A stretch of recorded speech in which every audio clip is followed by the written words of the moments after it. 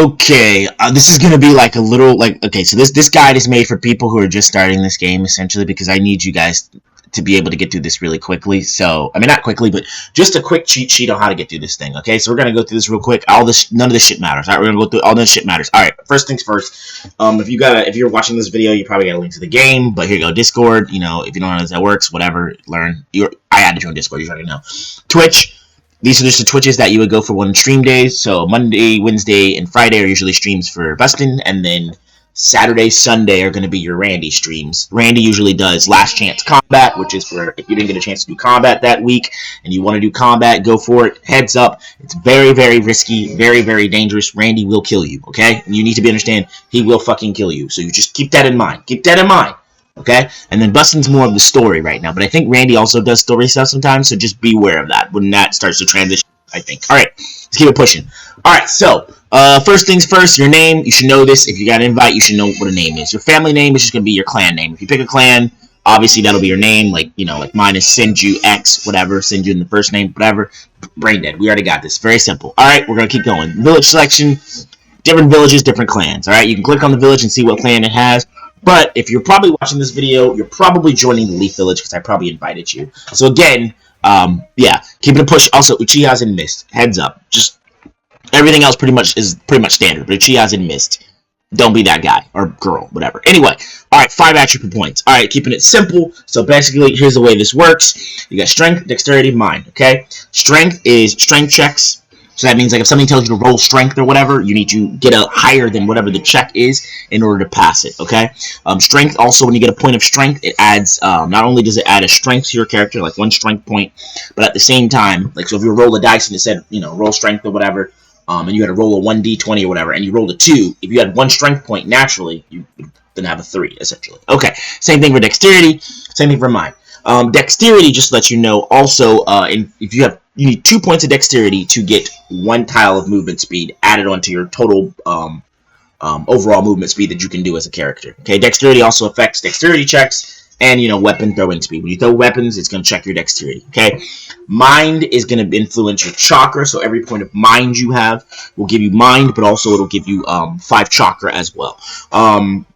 Also, it gives you more genjutsu strength because your genjutsu will get stronger and your ability to resist genjutsu will get stronger. Alright?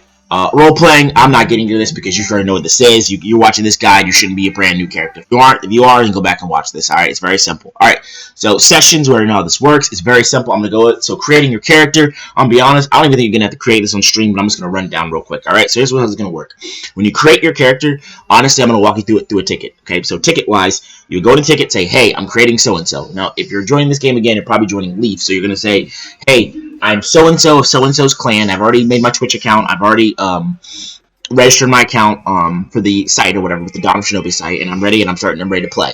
At which point, the admin is going to tell you to do a couple things. So they're going to tell you to do your birth roll, okay? So birth rolls 1 through 100, all right?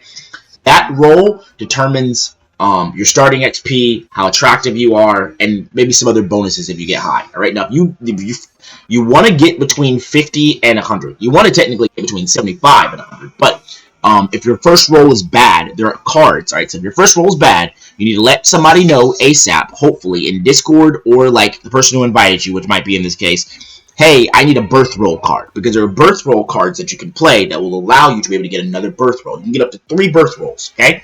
You're going to want to try to get as close to that 100 as possible. If you get 100, it's no telling what the fuck you can get. But if you get, like, a 30, but then get, like, a 50... and then get like a 32 or whatever, he's going to take the highest roll, which is the 50. So you're going to be okay. You're going to get average, essentially. And if you don't want to roll, you can just settle for average. You should just roll, by the way. You should just roll. I did average, and I regret it. You should just roll, especially with those birth cards that people can easily get to you. Okay. So, next thing is he's going to have you roll for experience, okay? So, experience. Experience is very, very simple. It's a flat 10 you're going to get every single week plus the bonuses. Okay, so flat 10, on the bonus that comes with it always is going to be, you're going to roll a dice that is going to be a 4-sided dice. You're going to get +1, +2, +3, or +4. Simple, very simple. Now, villages have buffs and bonuses that add on to this, and I'm not going to get into this, but basically, every week you need to know that basically your village is going to have a +3 experience added onto that at a base, and probably +2 because of a training grounds that should be done by the time you're probably watching this video for your village. And then along with that, you're probably going to have another +1 for just another bonus card. Also, heads up, you're probably never going to get a 1 for your training roll thing, because there's another card that both villages have stacked up really high to like almost 100, which is if you roll a 1, you get a chance to roll another one. So your chances of getting 2 1s in a row are, I think, like 6% or 0.6%. I can't remember exactly which one it is. Either way, it's lower than 10%. It shouldn't happen very often, and it doesn't, which is why those cards are stacked up so high. So keep them pushing. Let's keep it going, because again, we got a lot of guide to get through, and we are 5 minutes in, so we're all right. So.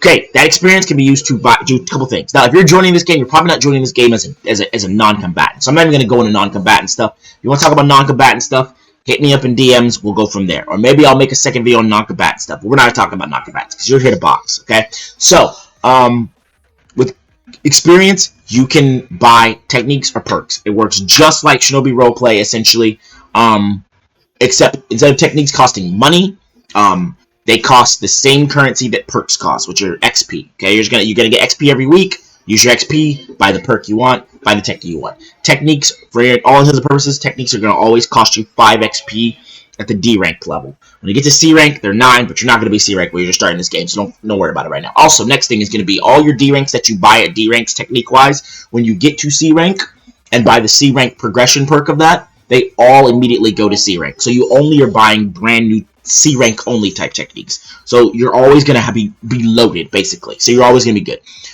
Okay, map, I'm not going to really get into that. I don't really care about the map. NPCs, when on stream, if it's your turn or you're with other people or whatever, by the way, to join turn on stream, you're going to type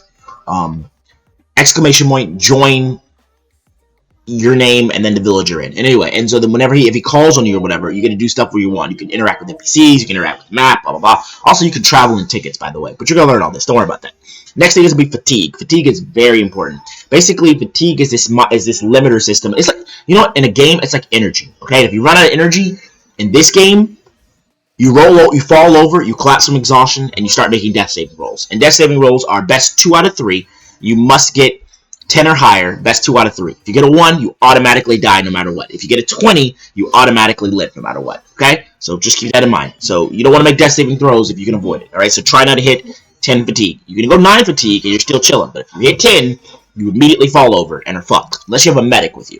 Alright, so sorry, what's this one? Perfect. Where it's the techniques, we're winning that turn, the perks, perfect. We're chilling. We're keeping pushing. Refunds, no refunds happen, so just be very careful when you buy things. But since you're brand new and watching this, you're probably gonna be okay. The world, I'm gonna be honest with you, we're not going to this. You watch this in your own time. This is the world history. We ain't getting into this. It is what it is. Also, this is the map right now. This is the map. You can kind of see what the map looks like. And by the way, this map is not even anywhere near complete. There's like, I think we're like 7% done with the map. 7-10% done with the map. So we are fucked in terms of progression. It's gonna be, this game is going to go on for months, maybe even a year. So welcome to the game if you join. We don't worry about any of this. All this doesn't matter. We don't matter. This is wasting time. Read this on your own time. This is your clan lore. Alright, when you start, hold on, I'm gonna turn this music a little bit because I like this music. I like it. Alright, so let's get to it real quick. We are at 8 minutes. We're going fast. We're going fast. Health, you start with health at 20. You start with chakra at 15, your AC at 6, your top movement at 2, your weapon supply at 6. We're gonna go through this real fast. Health, you hit 0, you forget you KO. GG. Okay. Chakra, you run out, you can't cast any more, jutsu. But then, you still have health, whatever. Anyway, armor class, that is your AC, that's your defensive stat, essentially. So, if somebody rolls an attack at you, and they roll an accuracy on their attack of like 1, and your AC is like 6 is greater than 1, you automatically dodge. GG. That's why AC is kind of lower, because they don't want you dodging everything. You can get your AC up by buying certain perks, by getting certain techniques, or armor. But we'll get to that later. But again, that's what it is. Tile movement, very self-explanatory. You start 6 tiles away from each other. You start with 6 tiles in between 2 people at the start of combat, because we're not going to talk about the higher ranks. So 6 tiles between you, start of combat. Literally, if you only had 2, you can move 2. That's it. If they can move 6, they can move 6. GG. Alright. When you start the game, you're going to have 5 attribute points to allocate: strength, dexterity, and mind. Simple. Alright? Weapon supply. Weapon supply is when you use weapons, like shuriken and stuff like that. they have a weapon supply cost, and so you'll minus from your weapon supply when you use them. And you actually don't have to do that yourself. The game does a lot of this stuff for you, so don't have to worry about that. All right, worry about the chakra, top movement, strength. Okay. Oh, by the way, again, just going over what I said earlier. Strength. Every point of strength increases your health by 5, your melee strikes by 1, and your melee unarmed, by the way, and strength saving throws by 1. Okay, chakra by 5. Genjutsu ability. This shouldn't say Genjutsu. Basically, your Genjutsu. It can say Genjutsu, whatever. When it says Genjutsu ability, it means your ability to land Genjutsu, by the way. This is what it's talking about. Not damage, usually. Not damage. That's the thing specifies. I don't think it... So, your ability... Which means, if the saving throw on your Genjutsu said, like, they must hit a 13, if you had, like, 1 point of mind, they must probably usually hit a 14 now. Or higher. Alright, mind saving throws. Again, this just makes it... Actually, you know what? I'm not going to get into this. Because I think I might have messed this up. Oh, I know it. Okay. I know what this means, and I'm not going to get into it. Essentially, it means... like I said, same thing. Your ability to resist Genjutsu is easier by, passing the throws, and by making it harder for other people to pass the throws because you have mind. That's all you need to know. Tile movement, where I talk about this every 2 dexterity, lets you give 1 tile movement. Luck is such a random thing. All you need to know about luck is, in certain situations, when you interact with NPCs or you have situations happen, the DM is going to say, roll luck. Alright? And most people... everybody's going to have an automatic bonus of plus 5 luck just because of the fact that the villagers are usually stacked out on luck, which is 5. Now, you can get personal luck bonus cards when you buy cards or whatever, or somebody gives you cards, because people can play cards with you if they want, they like you. So that's why it's a good idea to, not be an asshole to people, in totality. But anyway, people can also screw you over with cards. We'll talk about that later. So actually, we'll talk about cards for a second. So, cards do a lot of things. You need cards to increase your... So, when you die, you're usually going to get about 50% of your points back when you respawn as a new character, right? Well, you can use cards to boost that all the way up to 75%, so that, you're only losing 25%. And, lucky for you guys who are joining after the creation of this video, a new card should be coming out, which is going to make it so that if you're behind the curve of XP of what it was, of what you would have been, like, had you not died, you're going to gain like 5 XP or something like that every time this card is played. This card is going to get played once per session. There is enough whales in this game that this card is going to be played once per session. I'm going to tell you that now, so you ain't got to worry about that. So if you can survive like 10 sessions alive after dying, essentially, and keep it pushing, you're probably going to be back to where you were. Just a heads up. Anyway, but yeah, there's cards for everything. You know what? We'll make a video on cards another time. So we're not even going to go deep into cards. There'll be another video on cards, another video on non-combatants. All right. So, where I went through the training roles. Okay. So structures, we'll talk about that later. So we're gonna keep it pushing. Parts, where I went through this. Techniques, where I went through this. All this where I went through. You're good. Cores, where I went through all the. Oh, cores. All right. So there's a couple things in the game called cores. All right. Cores are a special type of perk. You can only have 3 at D rank. And you gain 3 more with each rank up in the game. And cores, they're just a special type of perk that can boost raw stats. Now, you can get cores. There's a core for like pretty much everything. There's a core for like increasing your AC, a core for increasing one of your decks, a core for increasing your HP, a core for increasing your strength, which we know strength also increases HP, a core for increasing your mind, a core for increasing your chakra. And again, we know mind increases chakra as well. I mean, it's just a lot of cores. All right, so we're not going to get into this. So, keeping it up. Ranges. So this is important. So if something says it's 30 feet, all you need to know is 30 feet would be 30 divided by 5. Okay, so 30 divided by 5, because 5 feet is 1 tile. So that's 6 tiles. So 30 feet means a 6 tile hit. That's all you need to know. Right? So if you're standing right here looking at this diagram, and you're the person, the P in the middle, 5 would mean you can shoot out 5 right there. You can also add to aim diagonally, all that good stuff or whatever. 10 means you go to the next set. 15 would mean you go there. Very simple. This red chart, very, very easy. Cooldowns. This is very important. Also, this is going to be kind of...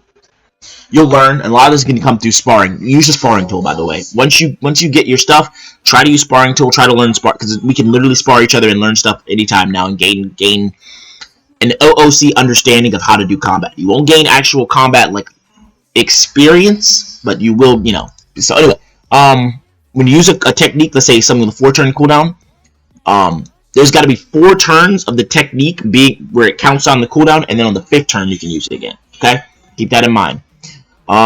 Technique scrolls, they're going to be unique technique scrolls. You can find them randomly. You find one, they can basically show you a technique. That's how you need to know. And I mean, this is all you need to know is when you find a technique scroll to learn from it, you have to sign it. And certain scrolls have a limit of how many you can sign. And if you die and you signed a scroll, then that scroll, your name will be erased and anybody else can sign that. That's all you need to know. Keep it simple. Also, make sure you keep your scrolls in the villager's library, because if you don't, and you have them on you, if you ever get KO'd, somebody can just steal them from you, erase your name, and now they have that scroll. So you're trolling if you don't keep it in the library.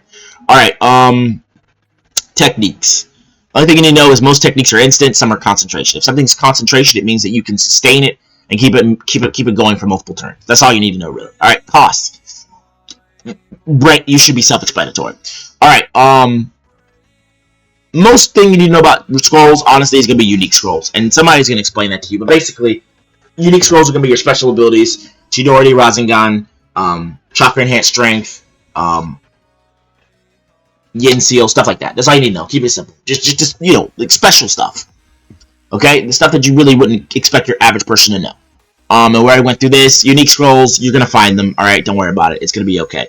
If you want to go, don't even worry about this. This is not till B rank, so don't even fucking worry about forbidden stuff. Oh, but I will say this. Uniques have a limit to them. So you can't just hoard a bunch of uniques. So at D rank, you can only have 2 uniques. Now, if you're a clan, it takes up 1 unique slot. So you can only have 1 unique at D rank as a clan. And then when you go to C rank, you can have, I believe, 1 more, right? Yeah, you gain 1 more. So you could have 2 uniques as C rank as a clan. If you were a non-clan, you could have 3. Keep it as simple. Combat expertise. Pretend this word doesn't exist. Okay? This is a icy word to make it sound fun. All you need to know is when you get in combat with somebody that is basically could be potentially lethal, after combat, you're gonna get combat experience. So you're gonna get experience points towards going up a combat level. Okay? So your level could be like 0 at the start of the game, or 1 at the start of the game, essentially. And if you get in combat, you will gain combat experience points. I'm clarifying this. That help you get to the next combat level. And when you get to combat level 2, you will then gain actual combat XP. I didn't say experience points. I said combat XP. Combat XP is those numbers that we use to buy perks and techniques and things like that. Combat experience points are just the points that you gain from doing combat in order to help you level up your combat level. So just think of it like kind of like an RPG game where you level up your main level of your character, and then when you level up, you get points to spend. And those points to spend are actually the combat XP that you're basically spending, but that you also do get for free each week, essentially. Alright? Keeping that simple. Good job. Alright.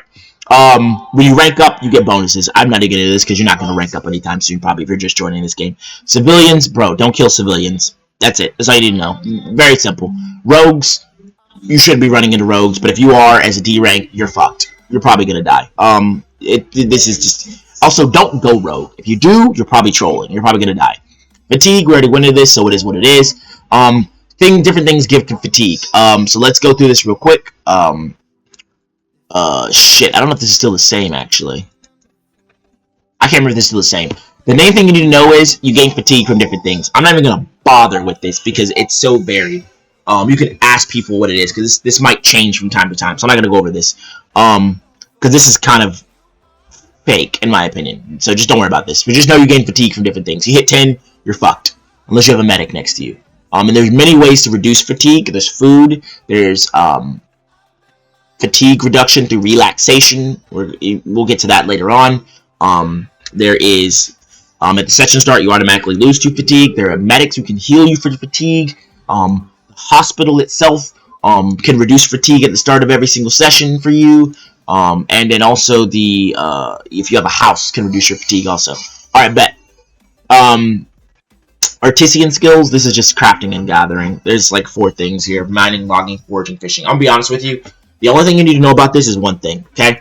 Whatever village you make in, and it's probably going to be Leaf, because Miss is probably going to be locked, by the way, when you listen to this video. The only thing you need to know is the village that you make in, right? You need to probably go and, I'm going to be honest, just go in Discord and talk to people who are leadership and try to find people in leadership and ask them what they want you to go. Because what you pick here does not, I mean, what you pick here matters for the village, but not for you. If you didn't pick mining, right, and you picked foraging or something, and you picked logging, and that was what the village really needed. Once you're helping the village do this, get their logging and stuff for other stuff, they're just gonna make sure that you get what you need if you wanted to go mining. Like they're gonna, like, if you needed mining to get armor, they're just going to be like, all right, we'll just give you armor eventually once we got what we need from the locking that you do. So just don't pick any of these until you talk to people. That's all you need to know. Don't pick any of these till you talk to people. Same thing goes for this. Don't pick any of this till you talk to people. Don't pick a single crafting or gathering until you talk to somebody and figure out what you need to know. Okay? And this is just basic crafting and gathering stuff. Again, I'm not going through this. This is a whole other video. I don't give a shit about this stuff. We're going to move right past it. Move right past all this. Is another thing. Alright. Structures. Again, none of this shit matters to you. You don't care. Somebody will explain it to you eventually on the way. None of this matters. You can read this later. This is the quick guide. We're trying to get you in and out in like 25 minutes. Again, none of this stuff matters to you. Traveling. Very simple. Somebody's gonna do a 1d20 and you travel. If you get a 1, you're fucked. You're probably gonna get in combat. You're gonna probably, so the roll that you get is going to also determine the fatigue you get. Okay, so if you want somebody who's like really experienced to do the travel roll for you usually, because they're normally gonna know how to make it work really well. If you get high, you can usually get maybe even -1 fatigue to maybe -0 fatigue. You do not want to get high fatigue from travel. And you also do not want to travel when you have high fatigue, because, you know, if you hit 10, you might die. So again, just keeping that pushing. All right, now I don't care about any of this stuff. This mission stuff, it's not even completely in yet, so whatever. You'll get to it when you get to it. This doesn't matter because, again, the only thing you need to know is eventually there's world events. But honestly, I think world events are like getting paused because we have so much shit to do right now. So don't worry about this. Don't worry about any of this. None of this matters. None of this matters either, because you're never going to do this until you actually get to a point where, like, none of this matters. Until you go rogue and you're, like, B rank, don't worry about this shit. This doesn't matter. Or maybe even C rank, but don't worry about this now. You're D rank. I'm going to be honest with you about combat. Don't worry about this. And the only reason I'm going to tell you not to worry about combat is because we have a sparring tool now. So all you're going to do, okay, when you want to figure out how to do combat, is you're just going to ask somebody to spar with you, and you're going to literally learn this stuff while sparring with people. Because you're starting the game, you're gonna have tons of time to spar people, so don't worry about it. None of this matters. We've already gone through saving throws. None of this matters. Using personal techniques. None of this matters. Again, there are a couple actions. Okay, it's important to know: main action, bonus action, free action, defensive action. Okay. Again, the system is very self-explanatory. You will learn how all this works. The main thing you need to know is on your turn, you basically have main, bonus, and free. On their turn, when they're attacking, you have defensive. Pretty much it. This is a kind of a big one. If you are in close quarters combat with somebody, like they hit you while you roll for your tiles next to you, and that can be like melee hit or ranged hit, you are now engaged. If you try to back up while engaged, do not do it unless you have a good reason to do it, or you have like a good idea about it, because they will be able to use an attack of opportunity, which is basically like a bonus strike that does like a lot more damage usually. So be very careful about this one. Critical hits, very simple. If you roll a nat 20, you automatically get a critical. If your roll is higher than the person's AC, then you automatically get a critical. And what I mean is that if they roll, like, let's say a 16, they roll, like, say a 24, and your AC was, like, 4, then that's an automatic critical, even though it wasn't an actual, fucking whatchamacallit. Even if it might have been not been a nat 20. Like, it might have been, like, a 19 with a +5 modifier on it. That's not a nat 20, but because it's still 20 above your natural AC, it's automatic crit. And if you have 0 AC, it's an automatic crit too. So, and when it's crit, it just means you're going to get the max amount of damage of the technique. Because when you roll damage on a technique, you roll for the technique hitting, and then once the technique hits, then you roll for the damage. And usually techniques will have a roll on it that will say, the technique will say base damage of like 5 plus 1dx or whatever. And so you'll roll that, and that'll tell you your damage. Okay, so like this technique right here, good example. 1d5. So you're just gonna get 10 damage flat out. But if you didn't crit, then it was gonna be 5 flat, and then they're gonna roll a 5-sided dice, and whatever number that is will tell you how much damage it's gonna be. There you go. Not gonna get into weapons; they're pretty simple. Not gonna get into critical condition, any of this stuff, because again, death saving rolls pretty simple. I mean, it is what it is. All right. Fatigue, already went through this. I'm not even worried about this. Equipment is something you'll get into. Again, I think that's crafting and gathering, so I don't care about that. Rank disparity. Honestly, this is very simple. I mean, it's not even going to matter to you because you just started, so I'm not even going to bother with it. But if somebody's 2 ranks higher than you, they can basically just hit you once, or not even hit you. They can basically just say, I capture you, and you're captured. So if you're D rank and a B rank walks up to you, they can literally either instantly kill you, which is heavily frowned upon. Heavily frowned upon. It does not happen. Or they can just like say, alright, I'm going to bind you in rope and carry you away. That's all you need to know. Alright. None of this matters because it's just you don't see play in Fujitsu, so don't worry about this right now. Surgery. Okay, this is kind of important. Alright, so surgery is there's multiple different types of surgery. Whew, we are at 25 minutes. Surgery. Multiple different types of surgery, major and minor. That's pretty much all you need to know, unless you come into a point where you need surgery. Then talk to a medic, they'll explain it to you. Geneticists, you're never going to have experience with this unless you go rogue and you're B rank, so don't worry about this, it doesn't matter. Tailed Beast, no, this is going to matter, you're never going to experience this unless you're never going to experience this, don't worry about it. And you wouldn't want to be a Jinch, by the way. Jinches are very, very, very... We've had one Jinch die already. I'm not going to even talk about Jinches. Alright, another Jinch thing, again, when it happens, but you don't want to be a Jinch, and this also, again, is so rare, so just don't worry about it. Unless the Jinch, this is so rare.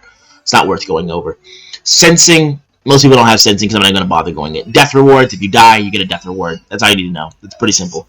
Your death reward usually is some kind of a unique, or assuming you've had the character for a long enough time. You can't just have the character and speedrun death and just keep getting uniques. Also, you get part of your experience back and you know, a little bonus to your new character or whatever. Children, let me go through this real quick.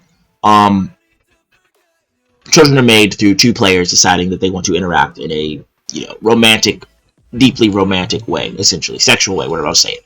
When 2 players do that, usually it's try to reduce fatigue or whatever. If they fail the pregnancy roll, somebody gets pregnant. And then after, basically a week or so later, child's born, child is an NPC, you carry around with you until a player decides to actually play that child, at which point that child becomes a regular character. That child was a non-combatant until they turn the age of 18. But you get accelerated aging whenever you have an actual person playing the child. So it's not going to be 6 months of aging every week. It'll be probably 4 or 5 years of aging every week until you get to 18. And also, if you join late, you get catch-up XP, whatever. I don't care. I'm not going to talk about cards, because again, I mean, different cards you raise on your own time. Hey, bet, we're done. Oh, hold on, we're almost done. This is crafting and gathering, so I'm not going to get into this. I'll make a brand new separate video on this, so none of this matters. I think we're done here. Yep, GG.